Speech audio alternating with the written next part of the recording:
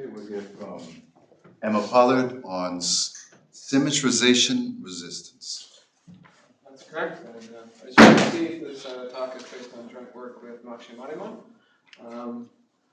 Okay, so symmetrization resistance. We're going to be only dealing with discrete random variables this whole talk, although the continuous question is interesting and it's wide open if you're looking for a problem to work on. But for a discrete random variable z taking values in Rd, I'm going to denote its probability mass function by f sub z. I'm going to use that notation a lot. And we're going to say the random variable is symmetric, which usually means symmetric about 0, unless I otherwise specify if and only if for every element of its support, it's f sub z of minus z is f sub z of z. So for a discrete random variable x, a symmetrizer is going to be an independent random variable such that x plus y is symmetric. So the convolution of the densities is symmetric. So right away I want to define the space of symmetrizer probability mass functions. I'll denote that by cal y here. That's just the set of all probability mass functions of symmetrizers. So all probability mass functions f such that the convolution is symmetric. Right.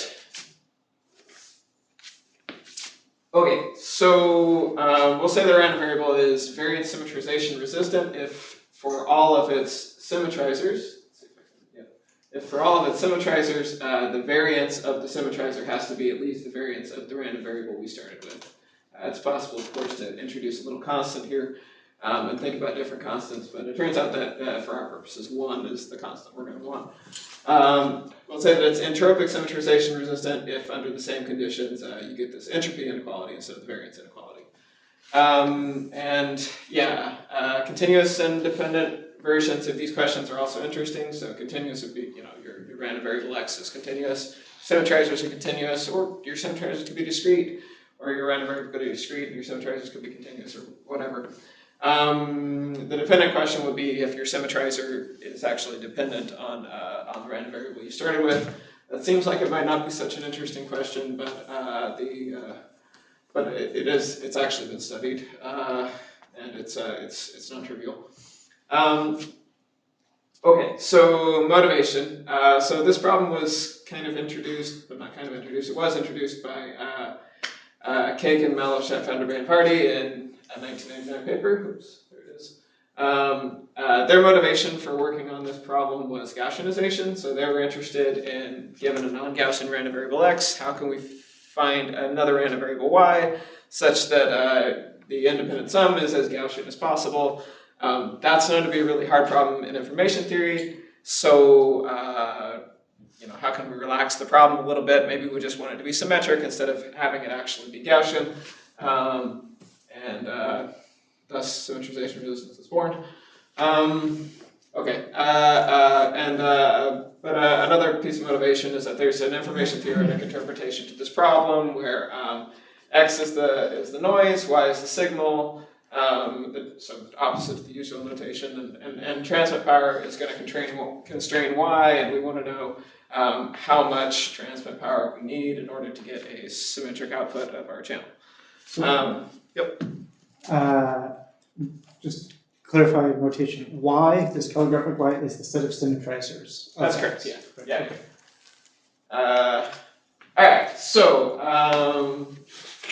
So it's a theorem of Kagan, Mallows, Shepp, Vanderbei, and Vardi that asymmetric Bernoullis are variance symmetrization resistant. So any asymmetric Bernoulli random variable in the reals, so just in R for right now, not RD, is going to be variance symmetrization resistant. Actually, it would also be true in RD. So their proof to this was they were able to view the problem as a linear program. They found a numerical solution to the linear program. They guessed the analytic formula of the numerical solution, and they showed that, that actually works. A second proof was given by Shepp in 2008. He used score hole embedding to solve the problem. Basically, the trick there is that you're trying to find the variance of this thing. So if you embed it as a score-hold embedding into a Brownian motion, then the expectation of the stopping time is the second moment of the variable that you embedded, and so the second moment of your symptom random variable is just your variance. So you can get at it like that. We were able to give a third proof of this thing. What we did was basically we found a basis for the affine hull of these space of symmetrizers, and this expansions relative to that basis are a little bit ugly, but we were able to bound the problem coefficients and make it work. Right, which leads me to the next theorem, which is that asymmetric Bernoullis are also entropic symmetrization resistant. So same conditions, just with the word variance replaced by the word entropic. So with the variance functional replaced by the discrete entropy functional. In both of these theorems, you get equality if and only if the distribution of your symmetrizer is just the flipped Bernoulli. It's kind of remarkable that the only known symmetrization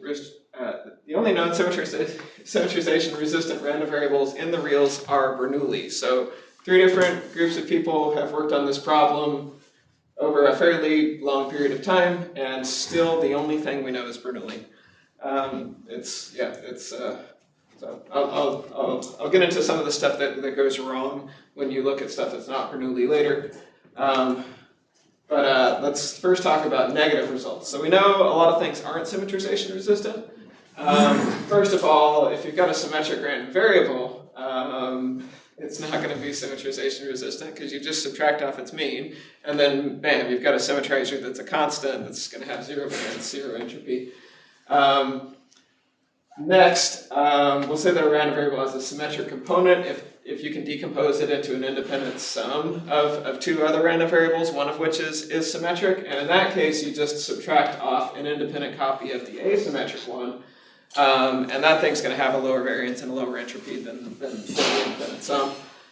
So if V is symmetric, you subtract off an independent copy of minus U from X, and that'll symmetrize this thing. So it's easy to see that if your random variable X has a non-trivial symmetric component, then it's not variance symmetrization resistant or entropic resistant. Just a note here, this is one of the things that's nice about Bernoulli.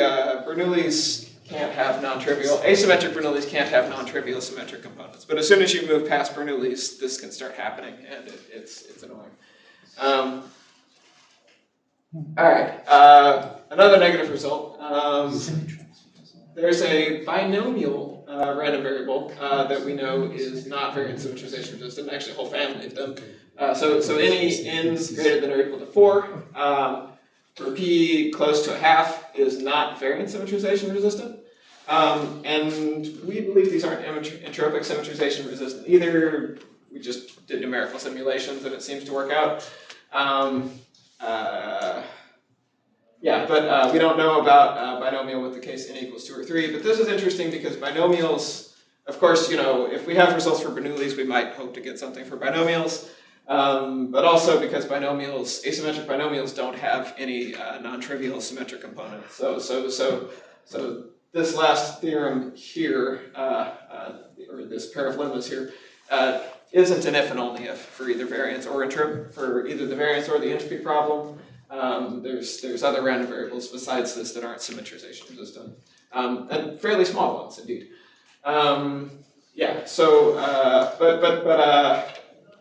For binomial outside this interval, we don't know. They might be symmetrization resistant. I would suspect that if you take p pretty close to 0, it probably would be, or p pretty close to 1. But okay, all right. So let's just talk about how we approach this problem. So first of all, the problem is affine invariant. So if you got a symmetrization, if you got a symmetrizer of some x, and so if you got a symmetrizer y of some x, then if you take a non-degenerate affine transformation of f or of x, then it's going to be symmetrized by that same transformation of y. So without loss of generality, we can just take x to be Bernoulli with parameter p, and we can choose that the larger probability mass is going to be at 1. And just so that the algebra turns out a little bit nicer, I'll say that my probability atoms are at 1 and -1 instead of the usual 1 and 0. And I'll make this little notation that p bar is 1 minus p. An elementary observation, the space of symmetrizer probability mass functions, that y I introduced earlier, that's a convex space. And entropy and variance are concave functionals on that space, and we want to minimize them. So our first idea was that maybe we can use Krein-Milman to solve this problem for us. So Krein-Milman theorem says that if you've got a convex compact space, then every element in that space is a convex combination of its extreme points. So it would reduce the problem to just looking at extreme points. But the problem is it's unclear whether y is compact. This is an infinite dimensional space. And we don't know all the extreme points of y. Maybe I should say I don't know if I know all the extreme points of y. Many of them are ugly. I don't know how to compute their variance or bound their variance or entropy very easily. But you know, we were still trying to make Krein-Milman work. So for example, we don't know if y is compact. But if you're willing to bound the support and just look at a subspace of y, where the support of your symmetrizer probability mass functions is bounded between like -n and n, for example, then this decomposes into a convex combination of some compact convex spaces, and so then you can apply Krein-Milman to the problem. So we were hoping we could just find the extreme points of those things, and then use induction or take the bound of our support going to infinity, and finish the problem. So the idea was to ignore difficulty 1, hope it'll go away, and focus on difficulty 2, figure out all the extreme points. So that's how I ended up finding an affine basis in y for the affine hull of y. And then you can view every point in y as an element or as a combination of that basis. And then, in particular, every extreme point has to have that form. And then we were able to bound the negative coefficients there because it's an affine basis. It's not a it's not a convex basis. Okay, so let me just tell you about that basis. So the basis is basically going to consist of these functions. And I'm going to write it in a really kind of an ugly way later, which there's a reason for that. Okay, so first let me just denote the point mass at W in R by chi sub W. Then if I take a copy of f sub minus x, so I've got my bias coin, and then I change the sides of it. I change the labels of the sides of the coin, and then I center that new bias coin at -z. And then I take another copy of it and I center that coin at z, and I normalize it, so it's still a probability mass function. That this thing is actually going to be a symmetrizer. It's pretty easy to see why that works. Because when you convolve your original function f sub x with this thing, you get a hump over here centered at -c, and you get a hump over here at z, and so those two humps are equal and opposite symmetric. Right, and so the lesson is that these f hats are symmetrizer probability mass functions. Right, okay, so let me do something obnoxious now. So for r between 0 and 1, goodness, I'm pointing this thing in the wrong direction. No, I don't know. This works on the screen and not on the... Yeah, I understand it works on the screen, but okay, there we go. All right, so for r between 0 and 1, let me introduce the following partition of the reals. So SR is going to be 2z plus the set plus or minus r. So just change the Minkowski sum. So you got two cosets of the integers except at r equals 0 and 1. So you've got some annoying edge cases which are going to cause repeated problems. So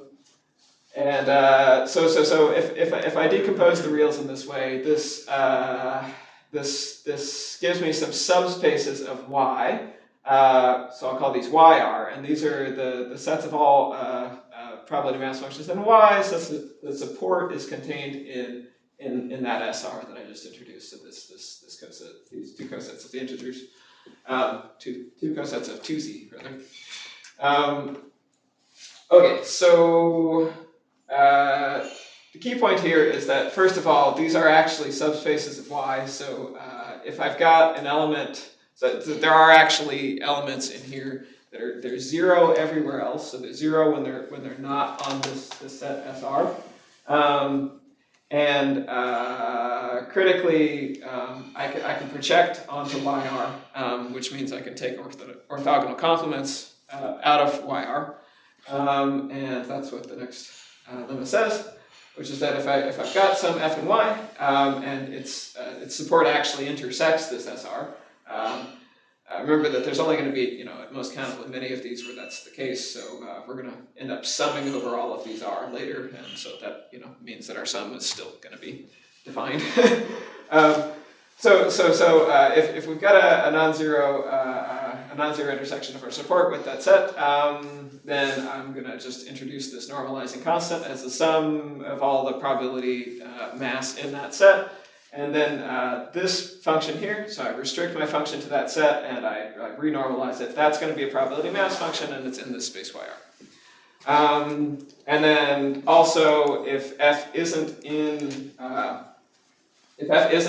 YR itself, so if f is not exactly equal to GR, or another way to see it would be if this constant is not exactly equal to 1, then you can also define this complement here. The orthogonal complement, so to speak. Not really, because you renormalize it, but yeah. And so that's also going to be a probability function. Okay, so and critically, then f is an actual, honest-to-God, convex combination of GR and HR. Okay, so why does that work? So basically, so remember that f is in Y. It's a symmetrizer. This function f is a symmetrizer if and only if this equation obtains for all z. And if you expand this out, so if you collision on x, then every term involving z in this equation is going to be in some SR. It's going to be in the same SR. So for every z, you look at its remainder. If you subtract off 2z, or you can find some r such that z is in here, and then every term in this equation is going to be there. So you just chase that out to infinity, and you get countable many such equations. Okay, so that we get even more obnoxious. So remember those two combinatorial edge cases? They came back to haunt us, but this is just an index set, so it's basically just the integers. So I'm also going to reparameterize my family of symmetrizer probability mass functions. Remember, these f hats, they're just, you take your biased coin, you take two independent copies of your biased coin, you flip them, and you center them equally far away from the origin on opposite sides. That's a symmetrizer. Then I've written it with the R in the superscript there because that f hat superscript R is going to be in that SR that I just defined on the previous slide. Okay, so then finally, I could show you my affine basis. So for every symmetrizer probability mass function f, you can write it as a sum of this form. So you sum over all of the relevant R. You sum over all of the k in IR. So from this nasty set.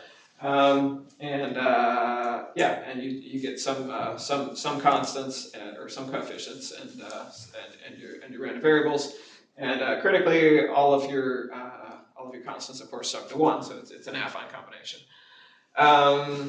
And specifically, we actually have an explicit formula for the f hat KRs. Remember, I showed you an explicit formula for these earlier.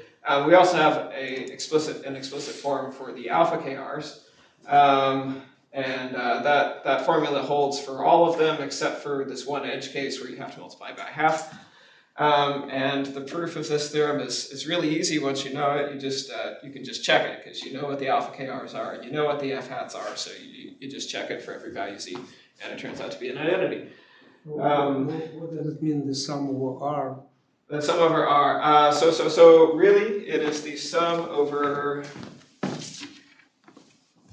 So really, for every F in my symmetrizer space Y, I'm going to define some set R sub F to be all of the R between 0 and 1, such that the support of my F is intersecting the set SR, which, if you don't remember, SR is 2Z plus or minus, plus or minus R.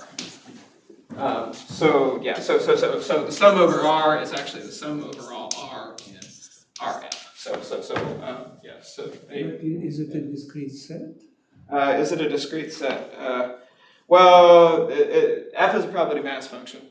So the support of F is at most countable. Therefore, RF is at most countable. So it's fine to do this sum. Right. So let's write it to be a little more complete.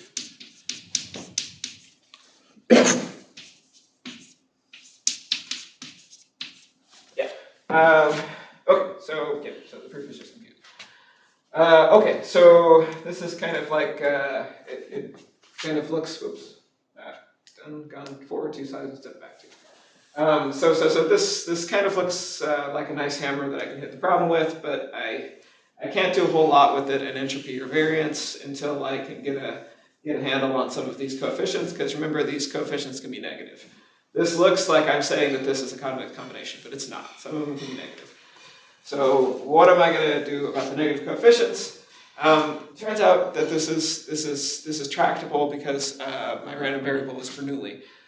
So the coefficients can't overlap too much. So if I pick a particular value of Z and I expand and I actually compute this thing, there's only going to be like 3 non-zero terms. And so based on that fact, I can isolate the negative coefficients and prove that they can't be too big. And in particular, what I specifically mean by that is that if I have a negative coefficient, then its neighbor to the right and its neighbor to the left are both not only positive, but they're positive with a bigger magnitude. Remember, I chose P to be greater than 1/2 here, so this P over P bar thing here is strictly greater than 1. There's one little fine print here, which is that sometimes, due to our index set being ugly, the neighbor on the left doesn't exist. But everyone at least has a bigger neighbor to the right, and if the neighbor to the left exists, then it's also bigger. And how do you do this? You just look at the symmetrization equations. What do I mean by that? I mean that F convolve fx of Z is going to be F convolve fx of minus Z, right? And then I can continue. I can condition on x. So this is going to be P times F of Z minus 1 plus P bar F of Z plus 1. And that's going to be equal to Pf of minus Z minus 1 plus P bar F of minus Z plus 1. And then I applied my decomposition or my affine basis to each of these guys. Most of the terms are 0, so then I've just got a bunch of I've got a bunch of formulas involving alpha k and its neighbors, or sorry, a bunch of terms involving alpha k and its neighbors. Everything in this sum is non-negative, right? So if I just want to prove something is non-negative, it's kind of easy. I can isolate the term I want. I can drop stuff because everything has to be non-negative. And so you do that 4 times, and you're able to get both of those formulas. First you show that the neighbor has to be bigger than So first, you need to do it twice for each absolute value, basically.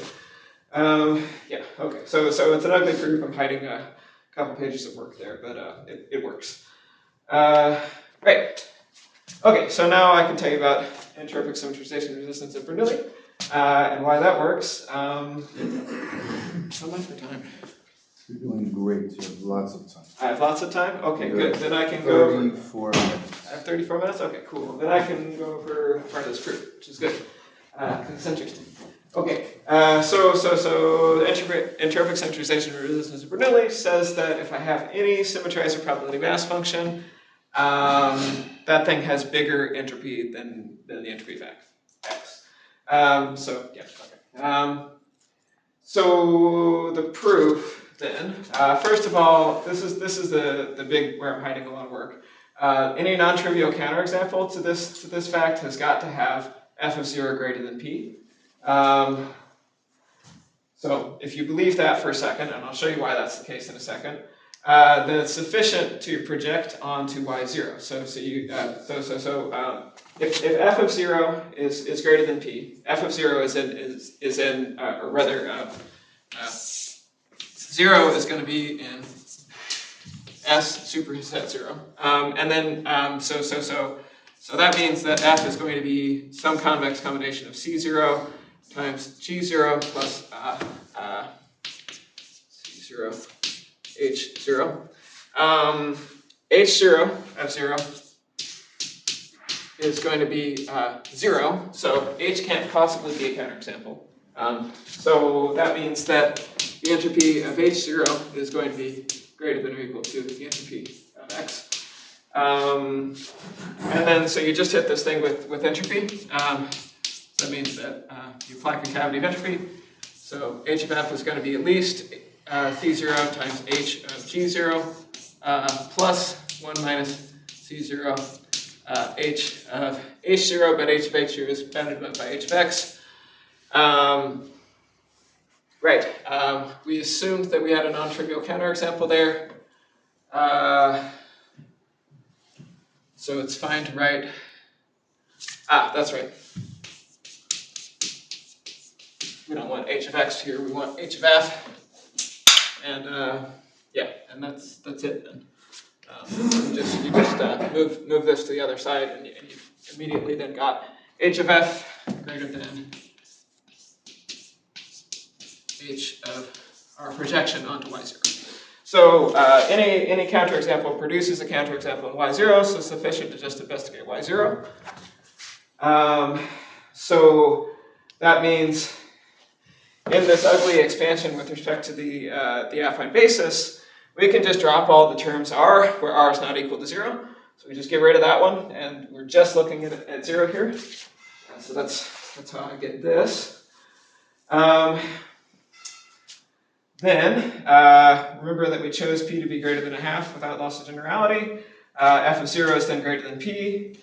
And if you compute this with respect to this formula, you end up with, there's only one non-zero term, so it turns out to be this, which we actually know the explicit form of f at 1, 0, it turns out to be 1/2.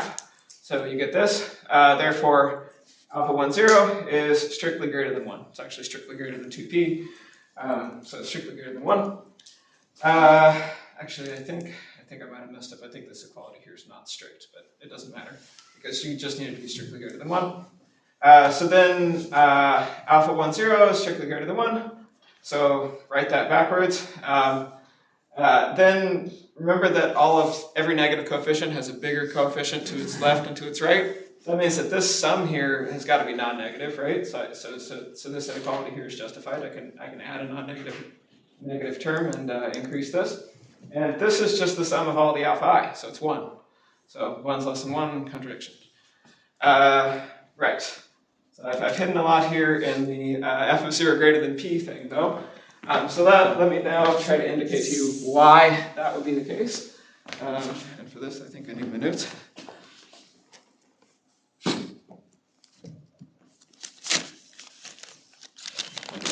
Just toward the staple.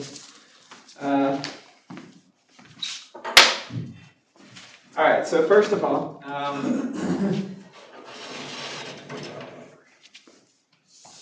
so just 2 or 3 limits here.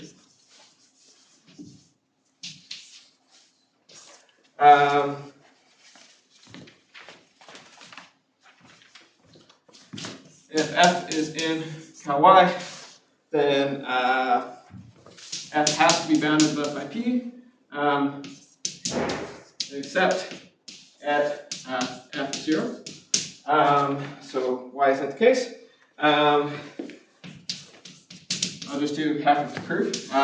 So if y is not equal to if y is not equal to 1, then let's see, what do we got? Yes, I think I do this formula here. So then p times f of minus y plus p bar f of minus y plus 1 equals p f of, is that going to be y minus 2 plus p bar f of y. Okay, so this is fine. This is just from this same thing. I can drop this term, and that turns into an inequality. I can divide by p everywhere, and I get rid of that. So far, so good, no problem. And then this thing is less than or equal to 1, right? So that tells me that f of minus y plus f of minus y plus 1 is at least p bar over p times f of y. So then if I add another copy of f of y to that, still true, right? So this is actually just p over p. So p plus p bar is 1, right? So this is just 1 over p f of y. And since I chose y not to be 1, and I also chose y not to be 0,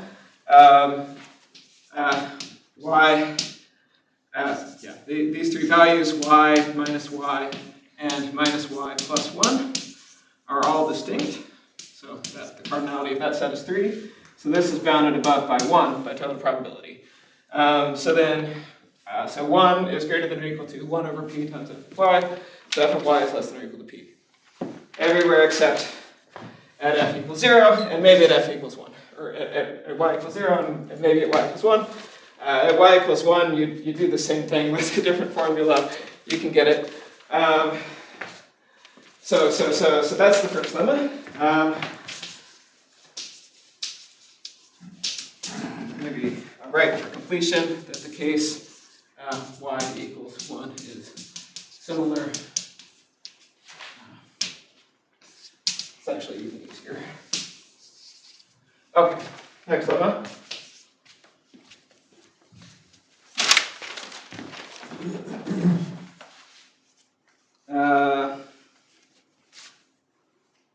Right, okay. If I have a non-trivial symmetrizer, which is a counterexample to my conjecture, then, I forgot.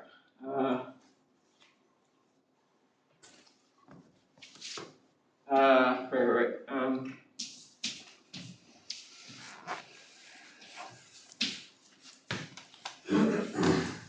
Right. F of y is less than or equal to p bar, except, write it like the other one. F is less than or equal to p bar, except f equals 0. So why is that? That's actually really easy. So in light of the previous lemma, it's enough to show that for any y, f of y has to be in 0 to p bar, union p to 1, in order to be a counterexample to my conjecture. Why is that?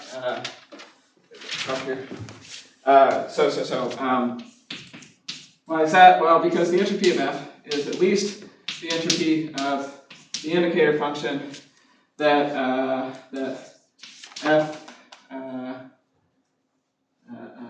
f is equal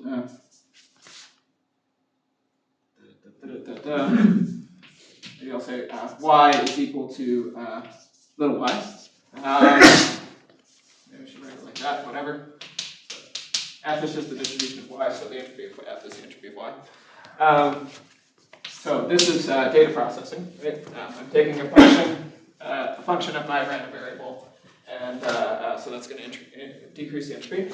But this is just f of y, right? So this is the Bernoulli entropy function of f of y. And I'm saying that h of f has to be less than or equal to h of x, right? So the Bernoulli entropy of function is of f of y. Right. So the Bernoulli entropy function looks like this. So I've got my p bar here, I've got my p here. And if y is in this interval, so the Bernoulli entropy function looks like that. Then the entropy of just this indicator function is already going to be bigger than the entropy of x, right? So it can't happen. So that's it. All right. Last lemma. So everything has to be in here. The only one that can possibly be bigger than p is f of 0, so that's why you get this except f0, in light of the previous lemma. All right, so last one. We actually have to have a big mass. I'm looking for like an American style eraser. There is not. And I don't need one.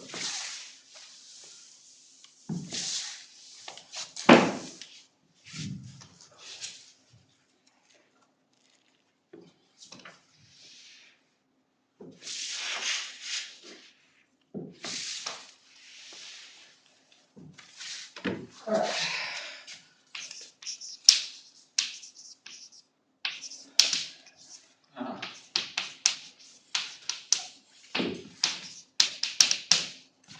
So we're going to prove that.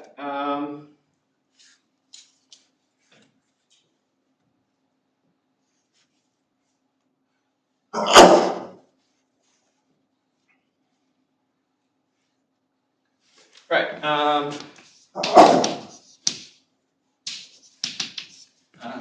So rather, I should say, if I have a non-trivial counterexample, so if h of f is less than or equal to h of x, because I want to use the previous lemma, obviously, I want to use the previous lemma, then f of 0 is greater than or equal to p. Otherwise, f is going to be less than or equal to p bar everywhere, right? In light of the previous two lemmas.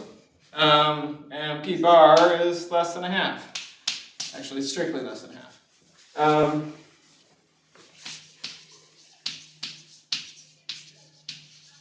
Okay, so no problem. And what then? So then 1 is greater than or equal to the Bernoulli entropy of p. Hope I'm doing the right proof here. That's your entropy of x.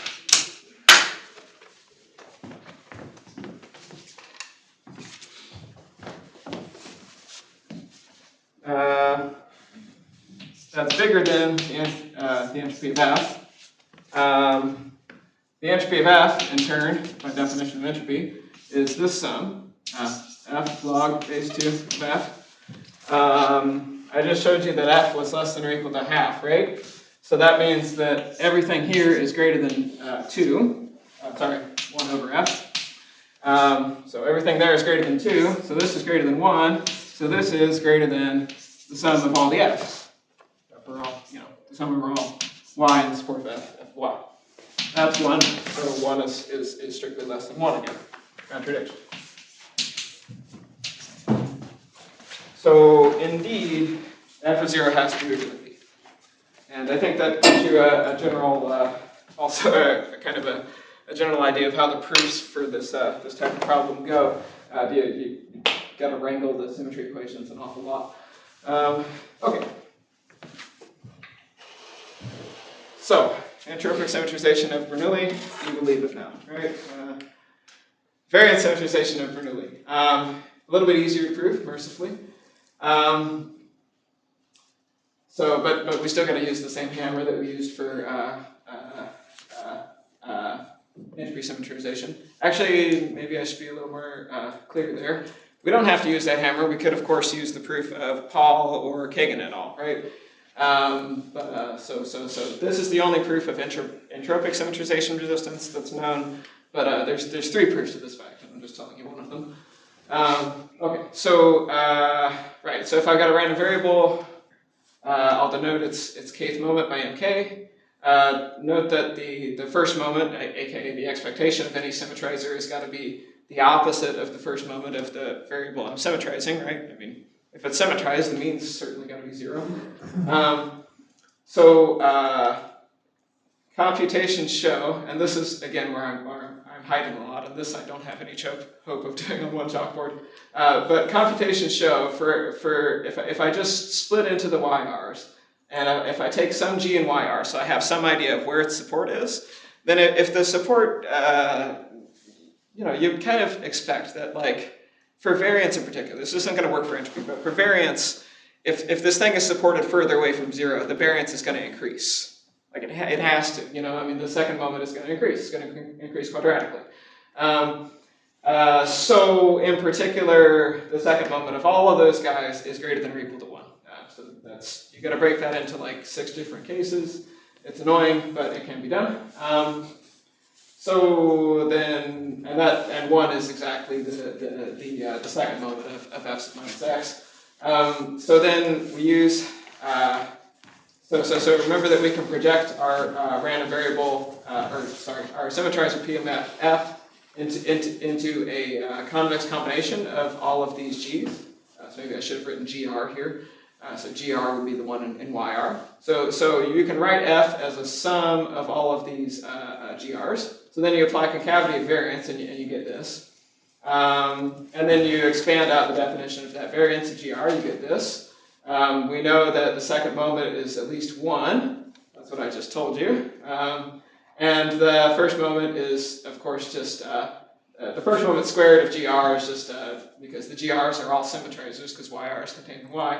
And you square it, so you get rid of the sign, so you don't have to worry about this minus here. So you just get this, and then of course this is just the second moment of f sub minus x. So this is just this sum, or so this term here is just the variance of f sub minus x, and then all of these CRs are going to sum to 1 because it's a convex combination. So that's it. It looks simple as long as you can ignore the hairy details of this thing, but I think it's a lot more believable than the entropy case. Okay, so that's it for now. Or that's it for Bernoulli's, I'll say. Any questions about this before I go to RD? Good. Okay, great. How am I for time? We have 16 minutes. 16 minutes. Excellent. There's even going to be time for questions. Wonderful. Okay, hypercube. Let's take a random vertex of the hypercube now. I feel like I'm just not. Let me stand over there. So let's take a random vertex of the hypercube now. And in particular, I'm going to impose this one obnoxious condition that all of the coordinates be asymmetric. Otherwise, I'm not going to be able to apply the theorem for asymmetric Bernoullis that I just told you all about. And let's just say that Y is a symmetrizer I've written Y bracket fx here, meaning it's a symmetrizer of x, not a symmetrizer of any of these guys.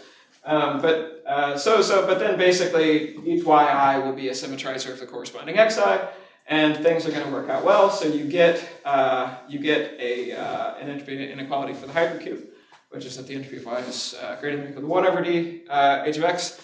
So you've got this dimensional constant 1 over d. That's resulting from dependence between the coordinates. Now your coordinates of your yi's can depend on each other, so that's gonna reduce the entropy of your yi, or the entropy of your y. Right. I wrote that you could do rigid motions here, but actually any affine transformation of your hypercube will also work, so you'll also be able to get the same inequality. So it doesn't have to be a hypercube. You can do your hyperparallelopiped, but still you can't have more than 2 points in any one direction. Right, and so then of course certain polytopes can be embedded in the hypercube. So if you're really interested in the simplex, for example, then you could, this is also simplex inequality. You're probably going to lose something by doing that, but you can do it.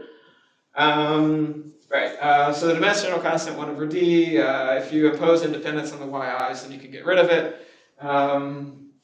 If you say that the xi's also have to be totally dependent, in other words, they're all just equal or opposite copies of the same biased coin, then you can not only get rid of it, but you can introduce a d here. So if you're working in some context in which you are able to make such assumptions, that would be nice, I guess.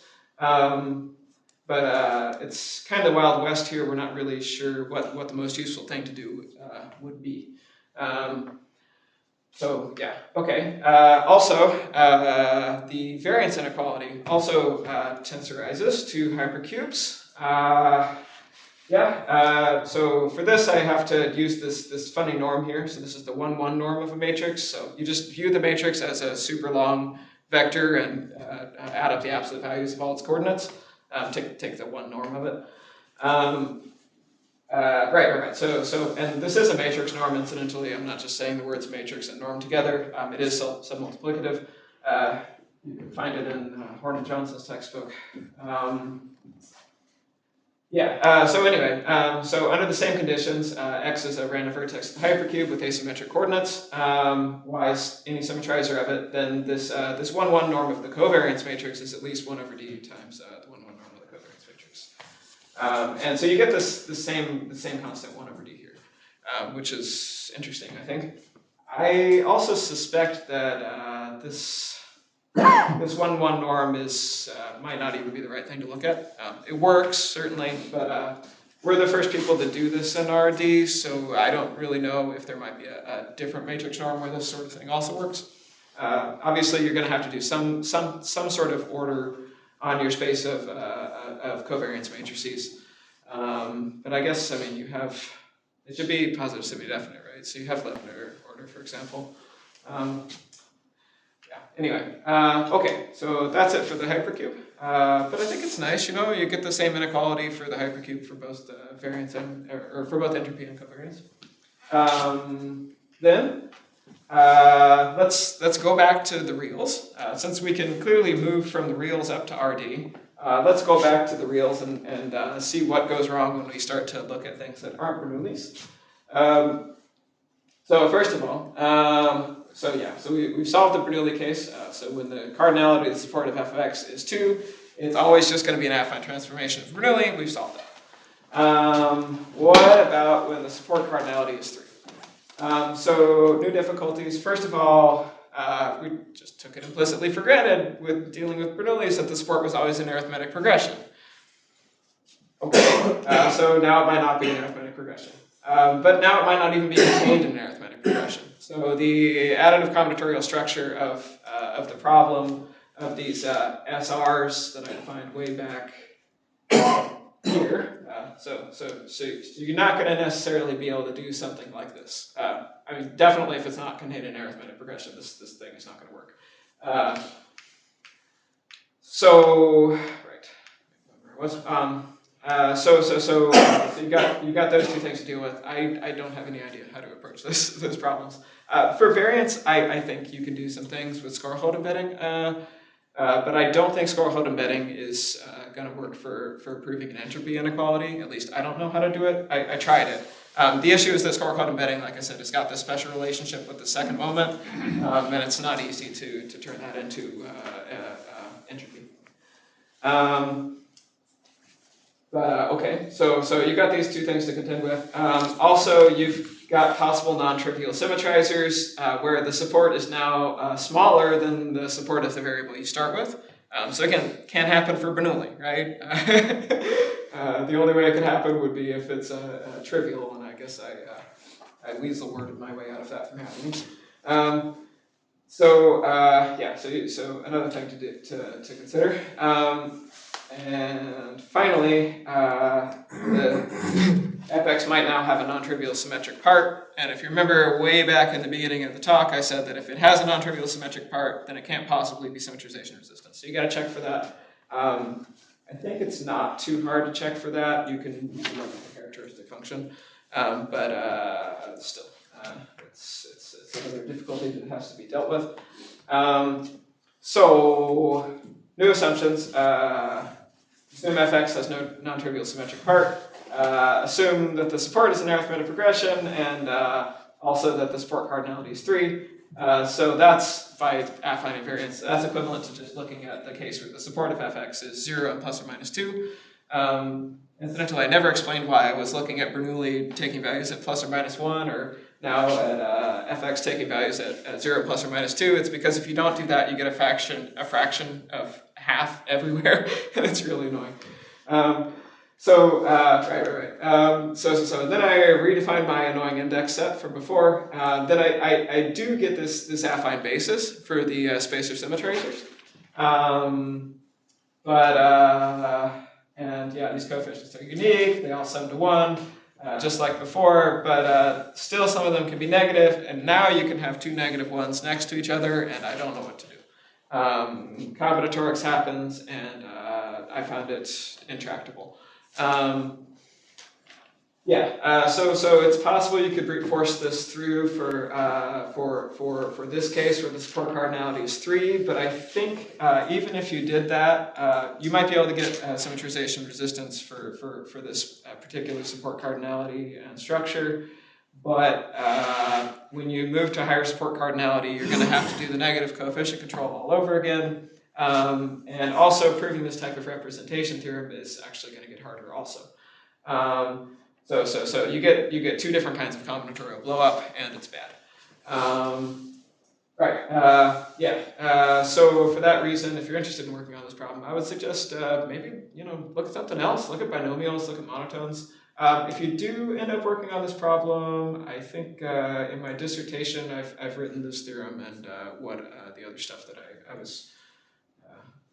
the other stuff I did with it. In particular, I characterized the random variables that don't have a symmetric part and have support cardinality 3, which might be useful. But yeah, I mean, if you just want an easy example of a random variable with support cardinality 3 and no asymmetric part, just look at an asymmetric binomial. And like I said way back at the beginning of the talk, that case is still open, except for most of those cases are still open. So here's a bunch of citations. In particular, this is the Skorhod embedding paper. It's only 4 pages long. It's really beautiful. And where did it go? Yeah, here's the paper where the symmetrization problem was introduced. Here's a summary slide, and thank you. Questions?